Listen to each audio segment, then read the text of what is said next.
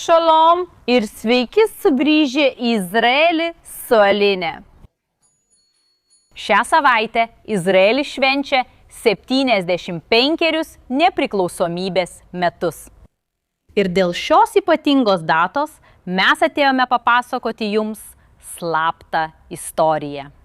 Tai jaunų žmonių istorija, kurie rizikavo savo gyvybėmis, kad pastatytų šią vietą, Machon Ayalon, kuri buvo slapta ir neteisėta amunicijos gamykla.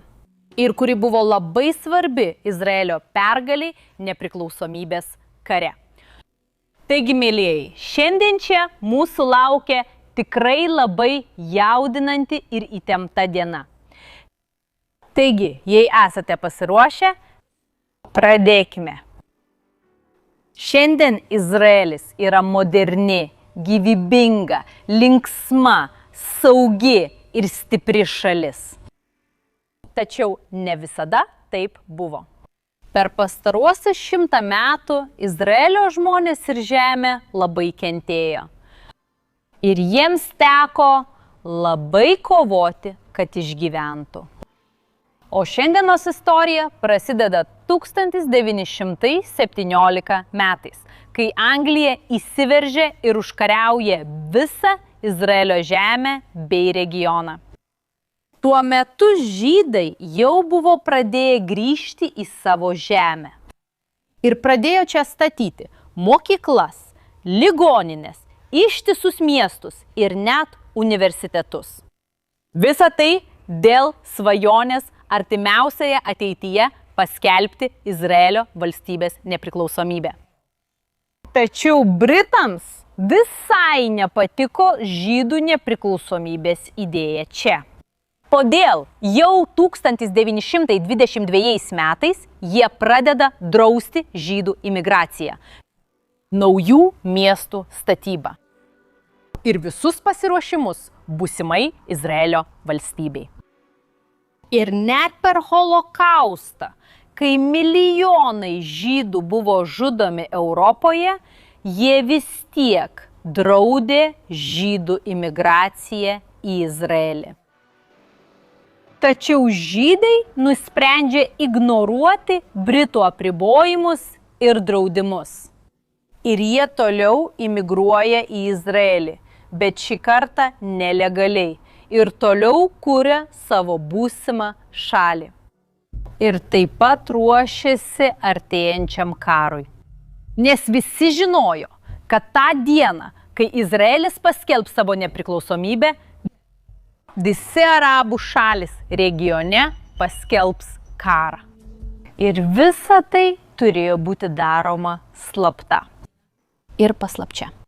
Kodėl? Nes Britai suimdavo ir nuteisdavo mirties bausme bet kurį žydą dalyvavusi tokioje veikloje.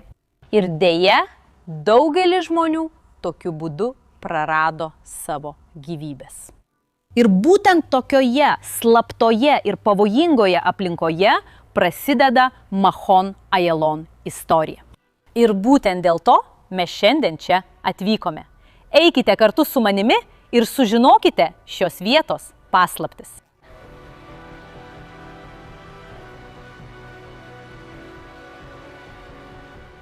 Vieną vasaros naktį 1945 atvyksta Jozefas Avidaras, vienas iš Haganos vadų slapto žydų judėjimo.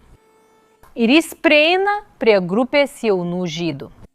Ir pasako jiems, kad turi slaptą misiją, kuri būtų labai pavojinga, kad jie rizikuotų savo gyvybę. Tačiau darbas, kurį jie atliktų, būtų esminis Izraelio valstybės sukūrimui. Tačiau jis negalėjo jiems papasakoti, kokia bus ši misija, kol jie nesutiks. Ir šie jaunuoliai susirinks ir balsuos.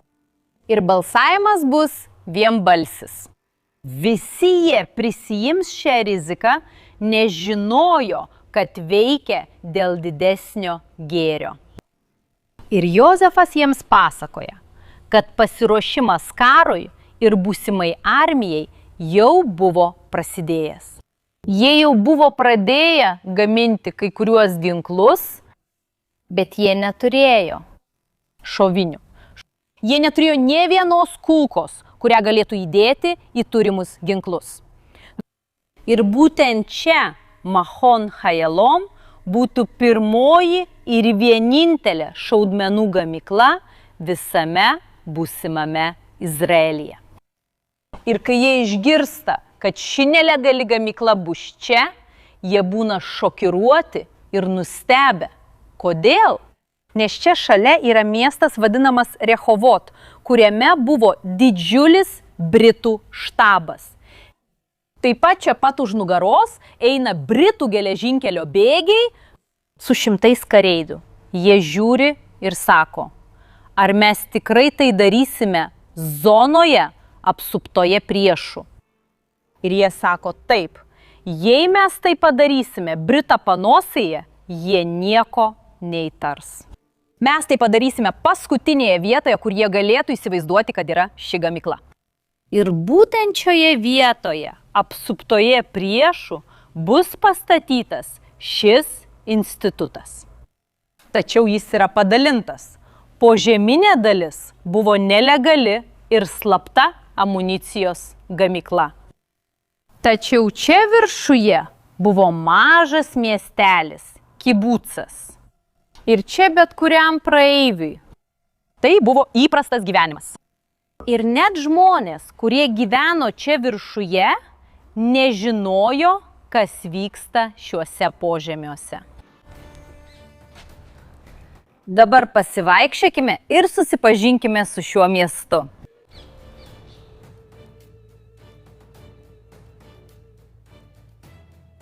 O dabar kartu eisime į šio miesto skalbyklą.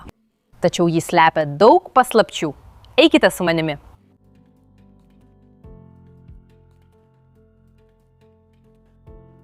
Kodėl ši skalbykla buvo pastatyta? Pirmoji priežastis yra triukšmas. Jei čia požemyje yra šaudmenų gamykla, gamykla kelia labai daug triukšmo. Taigi, kad neatkreiptų dėmesio, jie čia įrengs labai triukšmingą skalbimo mašiną. Ir ši skalbimo mašina maskavo tikrai šaudmenų gamybos mašinų triukšmą čia apačioje. Bet yra tik viena problema. Miestas labai mažas. Nėra pakankamai drabužių, kad ši skalbimo mašina veiktų 10 ar 12 valandų per dieną. Ir Britai, ir vietos gyventojai manytų, kad keista, jei skalbimo mašina veiktų be drabužių. Todėl jie nusprendžia atidaryti skalbyklą ir aptarnauti netoliese esančius miestus. Ir Rehovoto ligoninė, kuri yra visai netoli, siunčia čia skalbti savo chalatus ir drabužius. Todėl jie turėjo daug darbo. Todėl skalbimo mašina veikė visą laiką. Tačiau čia dirbę žmonės žinojo, kad viskas turi būti padaryta tobulai. Drabužiai turi būti gerai išskalbti, gražiai sulankstyti, puikiai išlyginti. Kodėl? Nes jie nenorėjo, kad kas nors ateitų čia ir skųstusi. Kadangi čia slypėjo dar viena paslaptis. Taigi čia, kaip matote ant lentynų, jie tvarkė drabužius su didžiausiu kruopštumu pasaulyje. Ir darbas čia buvo toks kruopštus, kad netoliese buvę Britai išgirdo, jog čia yra geriausia skalbykla visame regione. Ir jie čia pradeda skalbti Britų uniformas. Tačiau Britai nė neįsivaizdavo, kad čia buvo slaptas praėjimas. Pro čia buvo patenkama į amunicijos gamyklą. Kiekvieną dieną čia įeidavo 45 žmonės, kad nusileistų į gamyklą. Per 3 minutes nusileisdavo 45 žmonės. Ajelono instituto darbuotojai paprašė manęs neatskleisti jums šios paslapties, kur yra slaptas praėjimas. Todėl aš jums parodysiu visą skalbyklą iš visų pusių ir noriu, kad jūs atspėtumėte ir parašytumėte komentaruose, kurgi galų gale yra tas slaptas praėjimas. Pažiūrėkime, ar jums pavyks atspėti.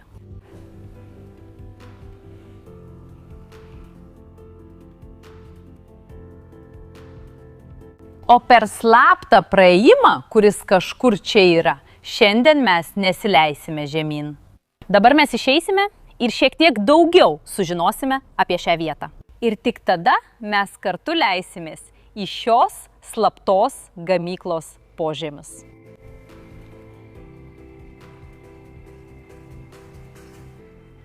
Įsivaizduokite, kad daugumai miesto gyventojų tai buvo tiesiog skalbykla. Jie čia matydavo išdžiaustytus drabužius. Ir jie neįtarė, kad čia vyksta kažkas daugiau. Žmonės, dirbę požeminėje gamykloje, turėjo visiškai išlaikyti paslaptį. Netgi nuo savo vyrų, žmonų, vaikų, nuo visų. Nes, dar kartą, jei juos sučiuptų Britai, visi jie būtų pakarti. Ir todėl jie sukūrė slaptą kodą. Jie visus, kurie nežinojo apie fabriką, vadino žirafomis. Nes žirafa yra labai aukštas gyvūnas ir gali matyti kilometrų ir kilometrų atstumą. Ji gali matyti viską, kas yra toli.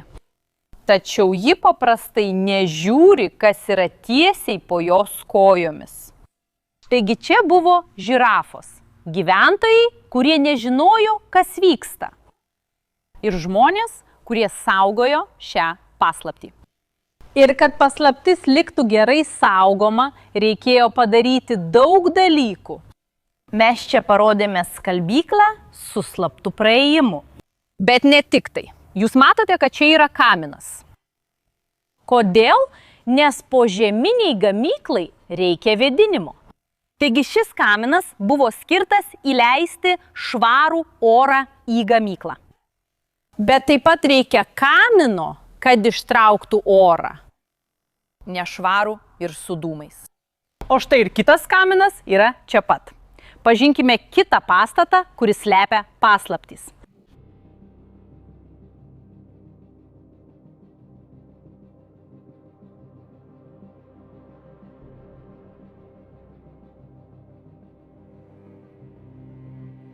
Kitas pastatas, kurį jie pastatė, yra štai čia – kepykla. Kodėl? Šioje vietoje esantis kaminas padėjo vėdinimo sistemai. Tačiau yra dar viena priežastis, kodėl ši vieta buvo pastatyta. Būtent dėl šios milžiniškos 10 tonų krosnies. Jis buvo pastatytas tam, kad čia apačioje būtų paslėptas dar vienas slaptas praėjimas. Slaptas praėjimas skalbykloje buvo skirtas kasdieniam naudojimui. Tai buvo nedidelis įėjimas, kuriuo žmonės galėjo greitai įeiti ir išeiti. Tačiau čia esantis įėjimas buvo milžiniškas. Ir jis buvo pastatytas tam, kad būtų galima nuleisti įrangą. Milžiniškos mašinos, kurios buvo naudojamos šaudmenų gamyboje. Ir šiandien mes eisime pro čia. Taigi eikite kartu su manimi. Dabar mes tikrai leisimės į šios slaptos gamyklos požemius.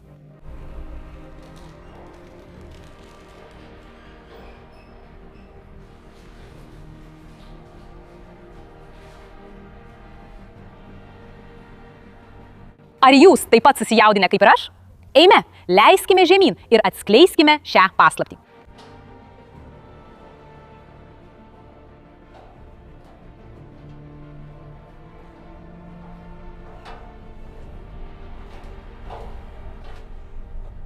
Tai 8 metrai po žeme.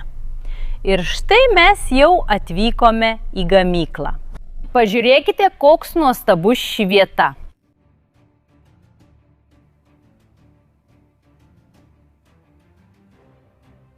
Bet pirmasis klausimas, kuris kyla, yra, iš kur atkeliavo visa ši įranga. Nes Britai draudė bet kokią žydų veiklą susijusią su kariuomenė, amunicijos ir ginklų gamyba. Tai iš kur jie gaus 12 mašinų kulkoms gaminti? Tai įvyko Jehudos Arazi dėka. Jis 1938 metais ir metais iki šios gamyklos pradžios vyksta į Lenkiją, į Varšuvą. Ir ten jis slapta sugeba nupirkti 12 mašinų. Jam prireiks 4 metų, kol jam pavyks kontrabandą atgabenti šias mašinas į Izraelį. Tačiau dėl jo pastangų šios mašinos atkeliauja. Ir tada čia prasidės šios gamyklos statyba. O dabar mes suprasime, kaip veikia šios mašinos. Pirmasis gamybos žingsnis yra paimti šias žalvario plokštės ir išpjauti diskus. Būtent tai ir daro ši mašina. Taigi čia jie turėjo tūkstančius, o vėliau milijonus šių mažų diskelių. Ir ši mašina paverčia diskelius mažomis tūtelėmis. O šios mašinos čia, ką jos darė?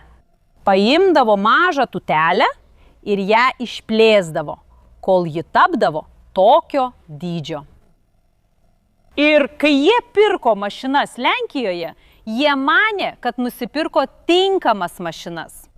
Bet jie atvyksta čia ir pamato, kad tai čia yra per didelė Izraelio ginklams. Todėl jie turi pridėti dar vieną žingsnį. Jie paimdavo šią dalį, įdėdavo į šią mašiną. Ir taip jie galėdavo tiksliai nukirpti reikiamo dydžio. Bet ką aš noriu jums parodyti yra realybė šios vietos. Kaip žmonės jautėsi. Eikite su manimi, mes įjungsime mašinas. Noriu, kad jūs šiek tiek pajustumėte, kaip buvo dirbti čia viduje. Tik sekundėlę. Vaikinai, dabar veikia 2 pilnai veikiančios mašinos. Po metu jų buvo 12. Ir jūs jau girdėjote, koks triukšmas čia buvo. Tai įsivaizduokite, kaip buvo dirbti čia viduje. Žmonės ne tik rizikavo savo gyvybę, bet ir savo artimųjų gyvybėmis. Jie dirbo čia tiesioginė prasme, pragariškame triukšme. Ir norėdami šiek tiek pakelti nuotaiką bei užgožti triukšmą, jie čia visą dieną dainuodavo. Tačiau trukdė ne tik triukšmas. Vieta nebuvo taip gerai apšviesta. Ir nebuvo oro kondicionieriaus. Buvo tik maža vėdinimo sistema. Tačiau vieta buvo karšta, tvanki ir triukšminga. Noriu pasakyti, buvimas čia netgi priversdavo žmonės fiziškai susirgti. Bet jie visą tai darė, rizikavo savo sveikatą ir gyvybę, nežinojo, kad kovoja už teisingą tikslą. Kad jūs įsivaizduotumėt, kai jie yra kviečiami dirbti čia, holokaustas vis dar vyko. Fabrikas veiks ir po holokausto, kai Izraelio tauta buvo smarkiai nuniokota. Užuot puolę į neviltį, atsisėdę ir verkę, jie pakyla kovoti, dar stipriau siekti Izraelio valstybės nepriklausomybės. Kodėl man ši vieta atrodo tokia įspūdinga? Tačiau čia viduje slypi dar daugiau paslapčių. Tad eikime toliau į gamyklos vidų.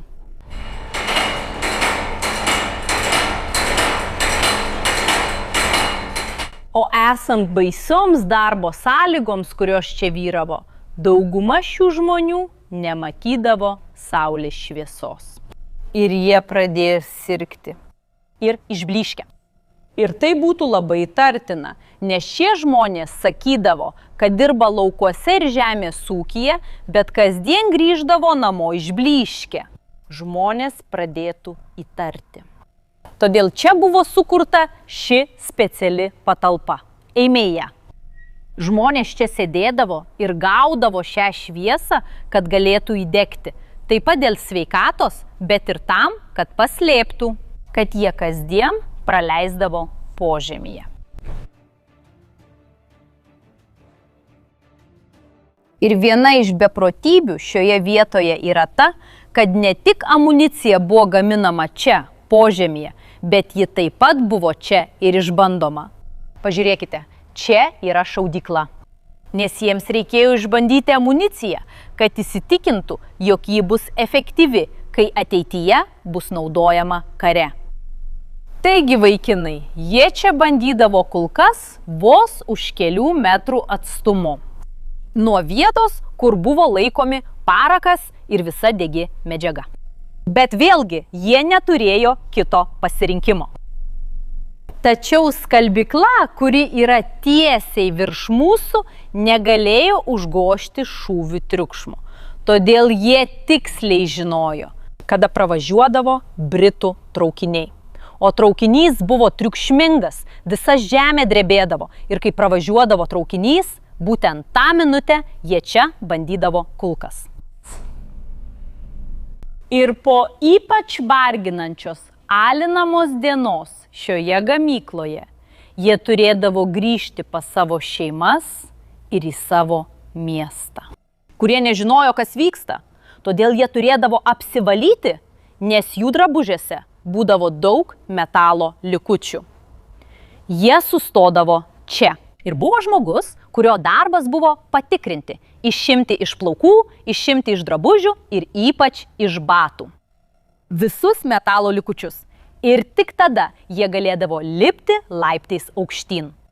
Viskas, ką čia matote, mėlieji, išskyrus žinoma manekenus, yra originalu. Tai yra laiptai, kuriais jie lipdavo aukštyn. O jei šiais laiptais užliptume, patektume į slaptą skalbyklos įėjimą. O dabar turiu jums klausimą. Kaip manote, kiek laiko užtruko pastatyti visą tai? Sienas, betoninės lubas, šias grindis? Noriu, kad parašytumėte komentaruose, draugai. Visą tai čia. Atvežti įrangą, pastatyti kepyklą, pastatyti skalbyklą. Kaip manote, kiek laiko užtruko visą tai pastatyti? Atsakymas jūs nustebins, nes visa tai buvo padaryta per 21 dieną. Jie tikrai turėjo daug ryžto. Jie kasė, viską padarė per 21 dieną. Ir dėl to jiems pavyko viską padaryti per trumpą laiką, nesulaukus jokios Britų inspekcijos. Kai vieta buvo paruošta, čia praėjo kelios inspekcijos. Kaip jiems pavyko viską tai paslėpti nuo Britų? Vieną dieną atvyksta Britų inspekcija. Ir jie atvyksta ir sako, ateikite su mumis, norime jūs gerai priimti. Jie nuvedė juos į miesto valgyklą ir davė jiems alaus. Jie pasakė, štai mūsų dovana, išgerkite alaus. Norėdami įtikti Britams, kad jie per daug nesidairytų ir neieškotų kažko įtartino, ir galiausiai Britai pažvelgia į čia esančius žmonės ir sako, su mumis blogai elgiamasi. Mums atrodo, kad jūs mūsų iš tikrųjų nenorite. Čia. Ir jie sako, kaip tai, mes jums davėme alaus, mes jūs gerai priėmėme. Ir jie pasakė, jūs mums davėte šilto alaus. Tai reiškia, jūs paėmėte tai tiesiai iš sandėlio ir davėte mums šilto alaus? Koks čia toks elgesys? O čia bendruomenės žmonės pasakė, nėra jokios problemos. Norite šalto alaus? Kitą kartą, kai ateisite, praneškite mums prieš valandą, kad galėtume įdėti alų į šaldytuvą. Ir iš tikrųjų Britai pradėjo tai daryti. Kiekvieną kartą prieš atvykdami į miestą, prieš atlikdami patikrinimus, jie paskambindavo iš anksto ir praneždavo. Žiūrėkite, mes atvykstame, įdėkite alų į šaldytuvą. Ir tai buvo geras būdas jiems pasiruošti kiekvieną kartą, kai atvykdavo patikrinimas. O dabar mes atvykome į pavojingiausią visos gamyklos vietą. Taip, pavojingesnė nei šaudykla, pavojingesnė nei staklės. Būtent čia buvo pavojingiausia vieta. Čia buvo šaudmenų surinkimo linija. Jie paimdavo viską, kas buvo pagaminta kitoje pusėje ir čia užpildydavo paraku ir užspausdavo. Jie kiekvieną kulką rankomis užspausdavo. Dabar, jei kulką užspaudi nepakankamai stipriai, vėliau ji neiššaus ir nebus efektyvi kare. Bet jei paspaudi per stipriai, Rizikuoji, kad ji sprogs. ir kadangi aplink buvo dėžių su paraku, Visa ši teritorija ir visa gamykla galėjo sprogti. nužudydama visus, Kurie buvo čia ir ne tik čia apačioje, bet tikriausiai ir viršuje. Prisiminkite, kad čia viršuje buvo miestas. Be to, čia buvo kepykla ir skalbykla, o vos už 6 metrų nuo čia buvo vaikų darželis. Ir todėl žmonės, kuriems buvo leista čia dirbti, buvo moteris. Ir pageidautina mamos. Nes buvo žinoma, kad mama niekada nekels pavojaus savo vaikui. Todėl jos ir buvo pasirinktos šiam tokiam jautriam darbui. Ir tada, pagaliau, po visų šių žingsnių, kulkos šoviniai buvo paruošti. Jos buvo slepiamos pieno bidonuose su 2 dugnu ir taip gabenamos saugojimui, kad būtų panaudotos ateityje nepriklausomybės kare. Mano nuomonė, tai viena iš įspūdingiausių Izraelio ir jo nepriklausomybės istorijų. Tačiau dėja, ši vieta yra nežinoma pasaulyje ir vis dar nežinoma daugumai izraeliečių. Tačiau ši vieta buvo labai svarbi. Tai buvo vienintelė Izraelio amunicijos gamykla iki jo nepriklausomybės. Visi specialistai sutinka, kad jei šios vietos nebūtų buvę, Izraelis nebūtų laimėjęs karo. Karas, kuris vis tiek buvo labai sunkus, per kurį žuvo 1% visų Izraelio žydų. Ne 1% kariuomenės, 1% viso Izraelio. Iš tiesų neįmanoma apsakyti, kokie svarbus buvo šie žmonės ir koks sunkus buvo jų darbas čia. Tačiau jų dėka čia buvo pagaminta nuo 1945 iki 1948 metų 5 milijonai kulkų. Jūs išgirdote teisingai. 5 milijonai kulkų rankomis pagamintų čia šių 45 jaunų žmonių. Ir nė karto čia neįvyko nelaimingas atsitikimas. Ir nė karto jų neaptiko Britai. Todėl aš galiu tai laikyti beveik stebuklu. Dėka šių jaunų žmonių šiandien turime Izraelio valstybę. Nes be jų galbūt Izraelis neegzistuotų ir tikrai nebūtų Izraelio su Aline. Taigi šią savaitę, kai Izraelis švenčia savo 75 metų nepriklausomybę, noriu jiems suteikti visą pagarbą, kurios jie nusipelno. Nes daugelis jų vis dar gyvi, kad galėtų papasakoti savo istoriją. Tačiau tikriausiai nebeilgai. Tikiuosi, jums patiko sužinoti šiek tiek apie Machon Ayalon paslaptis. Jei jums patiko, būtinai pasidalinkite šiuo vaizdo įrašu su savo draugais ir paspauskite patinka. Siunčiu didelį bučinį ir pasimatysime čia kitą kartą.